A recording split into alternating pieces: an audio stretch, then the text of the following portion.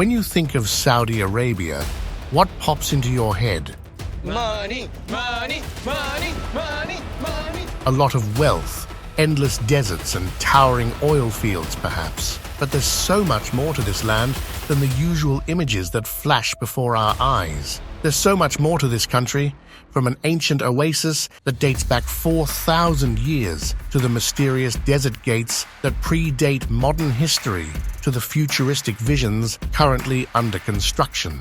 And I'm here with all that's shocking about the country. So why wait? Let's get started right away. In Saudi Arabia, not here.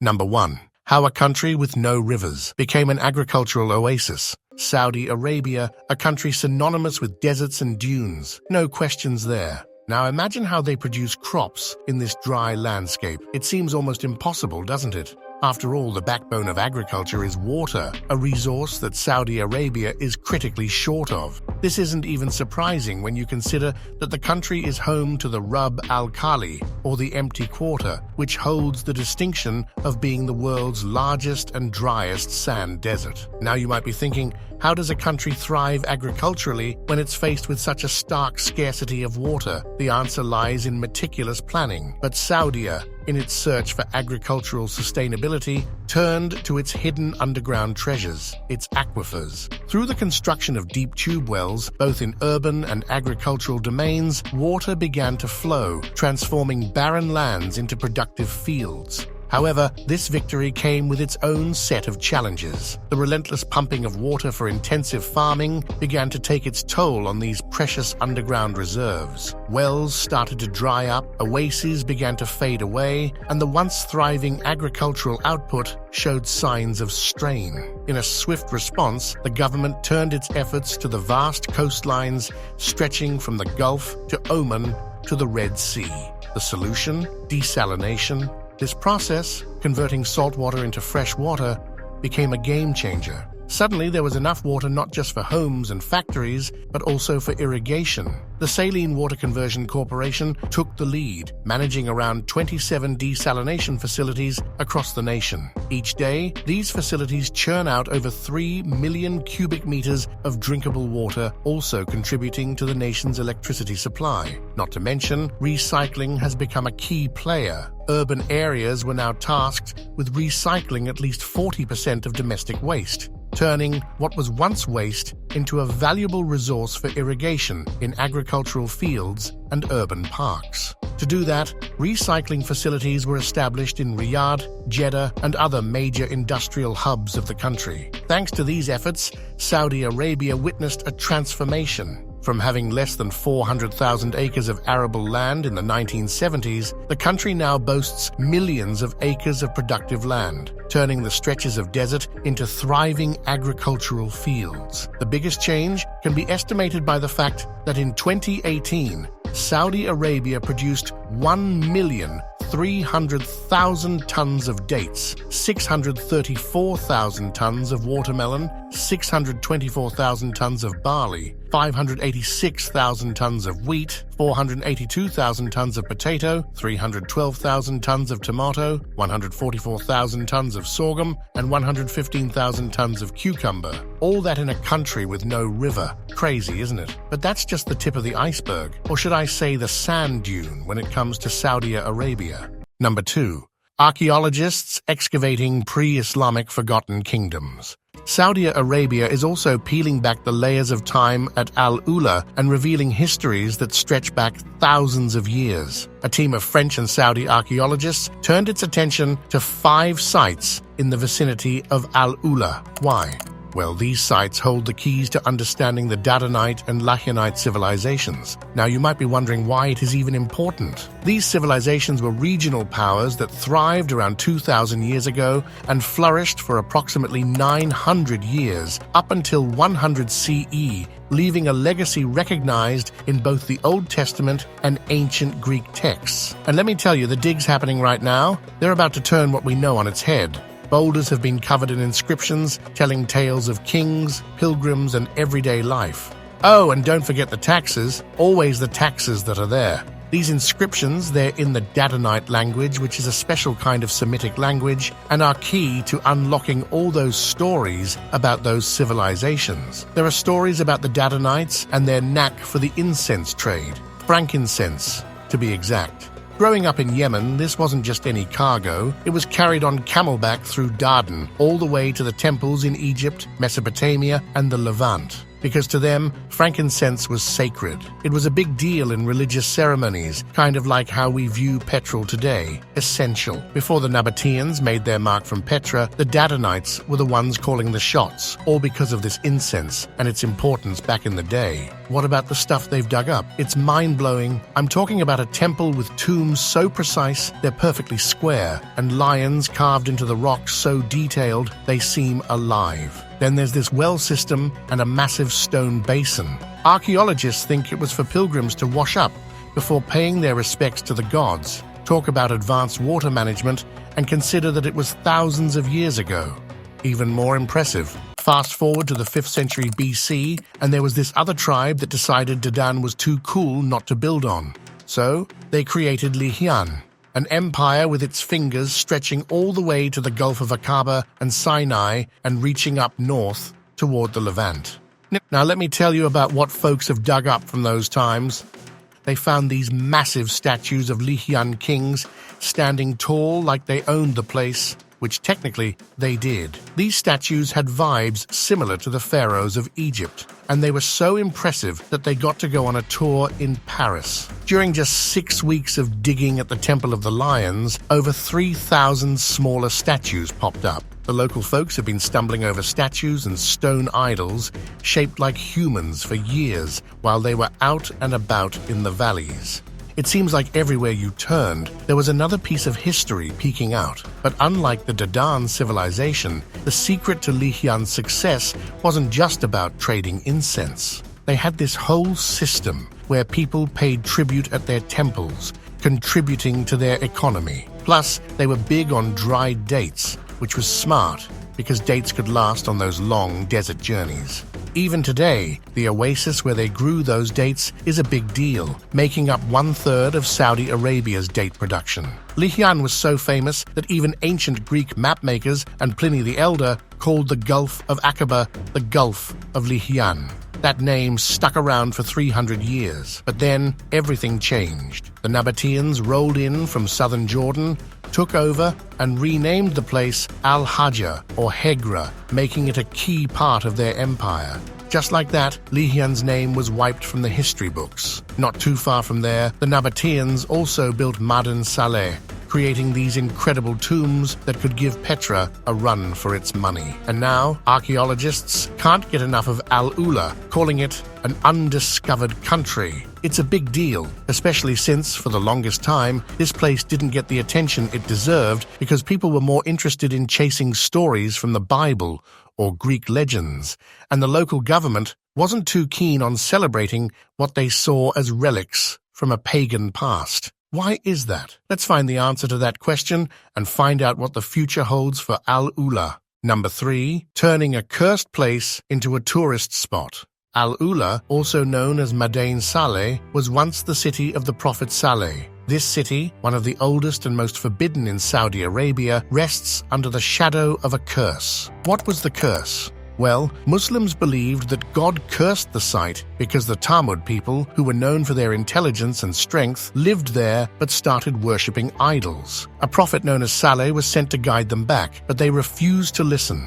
and hence they were punished by God. As a result, a devastating disaster sent by God wiped them out. Those who believed in Saleh's message, however, were spared, having left the city behind. This is why, for centuries, the government and people avoided the place like a plague, considering it cursed. Now, Madan Saleh, or Al-Hijja, is a UNESCO World Heritage Site and has been drawing attention from every corner of the world. With Saudi Arabia's eye on the future, they're blending the past with their Vision 2030 program and aiming to bring even more folks into the fold by building up a tourism economy. At the heart of this transformation is the Royal Commission for Al-Ula. They've got a hefty task: make Al-Ula an irresistible stop for international tourists while keeping keeping the essence of its heritage alive. And let me tell you, they're onto something. Visitors can't get enough of the majestic mountains of Hegra, carved into art by ancient hands, or the Elephant Rock. Don't even get me started on the ancient sites of Dadan and Jabal Ikma. Then there's the old town of Alula and the Maria Concert Hall, which has even earned the Guinness World Records title for being the largest mirrored building in the world. This building was also part of the same project for the Journey Through Time Master Plan 1, not only to show off the beauty of its surrounding site, but to turn Al-Ula into a living museum and share its cultural legacy with the world. Due to these efforts, Madin Saleh is shaking off its old tales of being a cursed city. Fascinating, isn't it?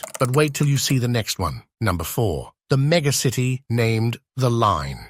This one is straight out of a sci-fi movie or dystopian fiction, depending on how you view it. One of the many aims for a futuristic vision for the country was building a megacity from scratch. The dream of a futuristic megacity is called The Line. This isn't just any city, it's a bold vision brought to life by Saudi Arabia's Crown Prince Mohammed bin Salman, a city stretching 170 kilometers long but just 200 meters wide. Yes, you heard that right. It's a linear city, a ribbon of civilization carved through the desert. Its creators have a vision where the entire city can be traveled in just 20 minutes from end to end. And guess what? No cars are needed here. Everything you'd imagine in a bustling metropolis, from parks and waterfalls to even flying taxis and robot maids, will be right at your doorstep. They're even planning to throw an artificial moon into the mix just for the sheer awe of it. Now you might be wondering if this grand plan has moved beyond the drawing board. Well, recent footage gives us a glimpse of action in the desert. Excavators are at work, carving out what seems to be the foundation of this linear dream. The scene is set at the point where the line meets the Red Sea, hinting at the start of something monumental. But wait, there's more. This megacity is just a piece of a larger puzzle known as the NEOM project. It's an ambitious plan to transform the northwest of the country into a hub of innovation and luxury. Alongside the line, there's talk of a ski resort that reads like a who's who of architectural brilliance. Names like Zaha Hadid Architects and Unstudio are on the list, not to mention an Oxygen port city being sketched out by Danish Studio Big. Will it be as accomplished as they're aiming for the project to be, or will it be yet another megacity project like Naypyidaw in Myanmar, Sejong in South Korea, and Egypt's new administrative capital? Only time will tell. Number 5. The first ever Saudi state to become a tourist hub. Have you ever heard of something from back in 1774 being turned into a tourist hub? Well, all thanks to the Saudi, you're about to see it happen in real time. This place is none other than Diriyah, the birthplace of the nation and the ancestral home of the Al Saud dynasty. It's also the place where At-Turaif is located, which is recognized by UNESCO for its well-preserved mud brick architecture in the traditional Najdi style. But the most important part is that the cornerstone of the first Saudi state was established back in 1727. The tale of Diriyah Gate takes us further back to 1744, when it was crafted under the guidance of Imam Muhammad bin Saud. The place is a key player in the kingdom's ambitious Vision 2030 plan, and the stakes are high to get everything just right. Building a destination of this magnitude doesn't come without its challenges and hefty price tag. With a budget of $63.2 billion, Diriyah's project stands as one of the globe's largest and most intricate. The journey began at the end of 2022 with the opening of the first phases, including the At-Turaif World Heritage Site. This area now has new galleries and museums, city walls, royal palaces, and mosques, each telling the story of Diriyah's rich past. Right across, you'll find Bujairi Terrace, a culinary haven where dining venues don the traditional Naidi mud brick architecture. From high-end Saudi cuisine to international flavors at spots like Angelina, Kova, and Sarabeth's, there are several restaurants open for tourists to dine in. Yet, Diriyah's vision extends far beyond a collection of restaurants and museums. It's not only a place where luxurious hotels and resorts from brands like Ritz-Carlton, Park Hyatt, and Raffles welcome guests. Add to that 6 museums, 26 cultural attractions, over 400 retail outlets, and more than 100 souks and bazaars. Not to mention that the plan includes building 6 parks spread over 2.6 square kilometers and trails for walking, cycling, and horseback riding. Take, for example, the 2022 Diriyah season. There was everything from the Diriyah Formula E race to concerts from global stars like John Legend, French Montana, and Martin Garrix. Does it look like it's the same place? And the project wasn't even close to completion yet. Just like this one, events are planned to be the life of the place. And let's not overlook the transformation of Diriyah's palm groves with light installations, making nights in Diriyah a magical experience. This project is set to redefine Riyadh, offering tourists many reasons to visit while easing the city's notorious traffic with smart city strategies, pedestrianized areas, and a new metro connection. With around 100,000 people expected to call the new residential areas of Diriyah home, the project is truly transforming what people believe the country to be. But the country clearly hasn't stopped looking for the signs from their ancestors, because guess what they found? Number 6. Wall built thousands of years ago. If there's one thing that's for sure when it comes to Arabia, it's the fact that the history here runs deep, and there's a lot that's yet to be discovered. A recent discovery takes us 4,000 years back, right into the middle of the North Arabian Desert in Saudi Arabia. So, around 4,000 years back, a massive wall was built to surround Kaibar, which was one of the oldest and most fertile green oases in the region. It was a real splash of green in the middle of a dry desert landscape. But this wall wasn't just for show. It played a role in shielding the area from wandering bandits and any other harsh forces of nature. Researchers got down to the nitty-gritty with some radiocarbon dating on bits of charcoal found around and within the wall. Their findings suggest that this impressive structure dates back to somewhere between 2250 and 1950 BCE, the time we know as Bronze Age. Originally, this wall was believed to be stretching 9 miles long, standing 16 feet high, and having a width of around 5.6 to 7.9 feet. However, the toll of time has reduced its grandeur significantly, leaving it at just 41% of its original length. Out of the initial 180 forts, those are the defensive bits sticking out, only 74 remain today. Covering over 2,700 acres, the Kaibar Oasis Wall was a mega project for its time. Looks like the country's history of mega projects goes quite deep. The project was all about keeping those mobile desert groups at bay who had a knack for raiding oasis settlements. This kind of threat was pretty well known to the folks settling down in these areas, stretching back from pre-Islamic to Islamic times. What's the big deal about this discovery, you may ask? Well, this wall is proof of the big shift in the region from a nomadic lifestyle to setting down roots in permanent settlements. Guess how much time it would have taken to build it? Well, research estimated that it would have taken a solid 4 years, with about 250 workers moving 5.8 million cubic feet of stone and brick around to get it done. But there's a discovery that date becomes a couple thousand years than this one. Number 7, 7,000-year-old stone structures. In northwest Saudi Arabia, explorers stumbled upon an incredible sight. Massive stone structures that have left scientists scratching their heads. These ancient formations, known as mustatils, which translates to rectangles in Arabic, are about 7,000 years old. They first caught the attention of the archaeological world back in the 1970s, but it wasn't until 2017 that their true scale across the Arabian Peninsula was discovered, thanks to aerial surveys. Over 1,600 of these mysterious structures have been found, sometimes grouped together, littered across the desert landscape.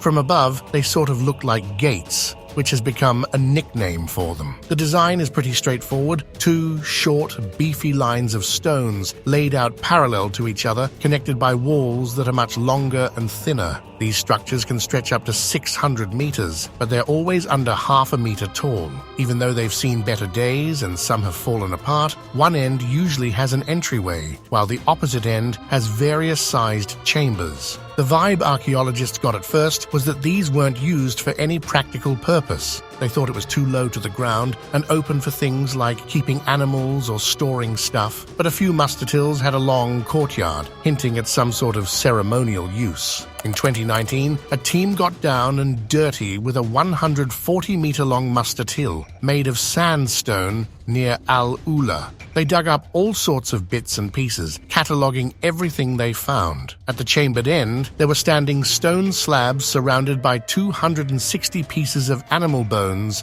teeth, and horns, mostly around the stone slab area. Out of these, they managed to identify 246 fragments. What caught their attention was that all these bone pieces came from the skulls of animals like goats, gazelles, smaller types of ruminants, and even domestic cows. Some of these bones had cut marks on them, while others seemed like they'd been burned. This led the team to believe that this stone slab was actually a beetle, basically a sacred stone that the people from thousands of years ago thought represented their gods. And it looked like animal heads were left here as part of some ritual. Not every mustatil has these standing stones, but the researchers think they're important enough to note. They're starting to think that these beetles acted as a bridge between humans and the divine, serving as stand-ins for some Neolithic deity or religious concept. The animals' skulls were likely left here as a kind of tribute. The team also thinks that these rituals weren't just about leaving offerings, but involved feasting on the animals too. This is based on the variety and age of the animals, the presence of fresh skull fragments, and specific marks on the bones that suggest they were processed in a particular way. Radiocarbon dating indicates the site was used over a pretty long stretch, from around 5,307, 5002 BCE to 5056, 4755 BCE. Adding to the mystery, the researchers found a small stone chamber near the front of the mustatil, close to where the betel chamber is. Human remains were inside this chamber, a type of ancient burial site called a cyst, made from unworked sandstone slabs. Over time, the chamber had collapsed, but it still held the remains of an adult male who seemed to have had osteoarthritis. Who this person was and why he was buried there is still a puzzle, especially since the burial seems a bit out of the ordinary. Interestingly, the human bones found they were much younger than the animal bones, hinting that people kept coming back to this spot long after its original use faded away. It seems like this place held a special significance, maybe as a pilgrimage site or a spot for some kind of ritual remembrance. From what's been found at the site, it looks like the mustatil culture was a mix of religious beliefs and day-to-day living. It really shows how interconnected and complex the social and cultural landscape was in the Neolithic period of Northwest Arabia, way more than we used to think. Number 8. Jeddah Tower.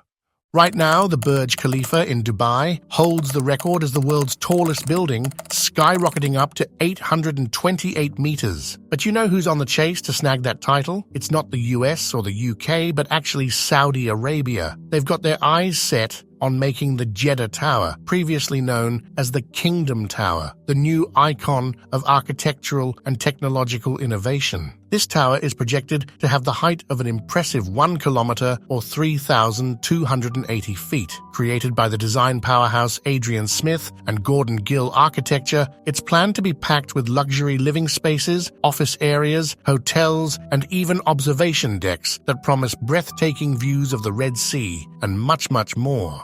The construction kick-started back in 2013 and saw steady progress up until 2018. Then, a mix of financial hiccups with one of the contractors and the unexpected hit of the COVID-19 pandemic put everything on pause. As of September 2023, the folks over at the Jeddah Economic Company, who are spearheading the project, announced they're back in action. This renewed push is fueled by a boost in investor confidence, cutting-edge construction tech, and a clear vision of how the tower fits into Saudi Arabia's grand plan for economic transformation of Vision 2030. While there's no fresh timeline just yet, industry insiders think it might be a few more years before the tower reaches its peak. According to a report from the LA Times earlier this year, the Jeddah Tower is expected to pump a whopping $12.5 billion USD into Saudi Arabia's economy by 2030. As impressive as that sounds, how long will it take to complete, or will it even reach the target, is a question that only time can answer. With all these impressive discoveries, transformations, and whatnot, this country has left people in shock. From being known for its deserty conditions to being an oil giant, the shift wasn't enough for the country, and the next step is tourism boosted by history. I'm seated to find out what the country is bringing by 2030. Until then, if you liked the video,